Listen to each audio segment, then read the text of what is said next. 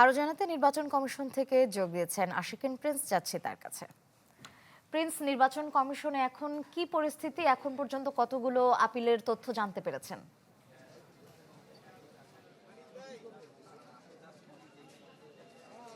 শ্রেয়া ৩০০ সংসদীয় আসনে ৭২৩টি মনোনয়ন বাতিল করা হয়েছে এবং ১,৮৪২টি মনোনয়ন বৈধ হয়েছে রিটার্নিং কর্মকর্তার কার্যালয় থেকে। তো সেই জায়গা থেকে রিটার্নিং কর্মকর্তার সিদ্ধান্তে যারা সংক্ষুব্ধ প্রার্থী বা পক্ষ রয়েছেন তারা নির্বাচন কমিশনে আপিল করতে পারবেন এবং সে আপিল গ্রহণের যে কার্যক্রম সেটি কিন্তু আজকে শুরু হয়েছে সকাল ১০টা থেকে, চলবে বিকেল ৫টা পর্যন্ত।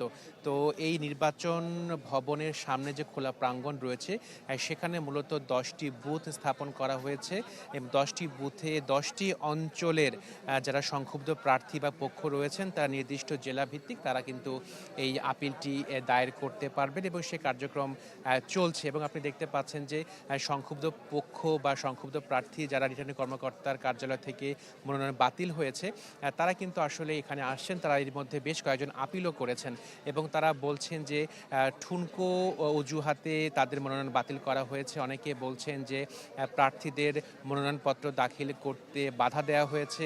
একই সাথে অনেকে বলছে পরিবেশ নিয়েও কিন্তু আসলে অনেকে সন্দেহ প্রকাশ করছে।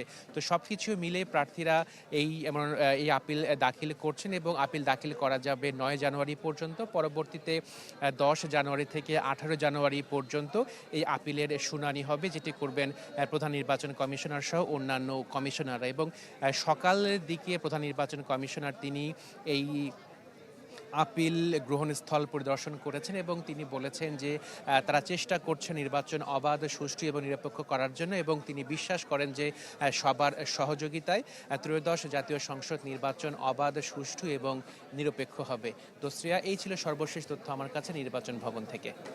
ধন্যবাদ প্রিন্স। দর্শক, সরাসরি যুক্ত ছিলাম নির্বাচন কমিশনে।